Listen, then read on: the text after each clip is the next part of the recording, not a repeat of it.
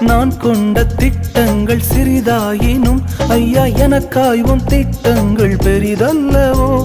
புழுதியில் இருந்து என்னை உயர்த்தினீரே, ராஜாக்களோடு அமர்த்தினீரே. புழுதியில் இருந்து என்னை உயர்த்தினீரே, ராஜாக்களோடு அமர்த்தினீரே. உந்தன் கிருபைகளை எண்ணி நான் பாடுவேன், உந்தன் மகிமைதனை தினம் நான் ருசிப்பேன். அல்லேலுயா அல்லேலுயா அல்லேலுயா அல்லேலுயா.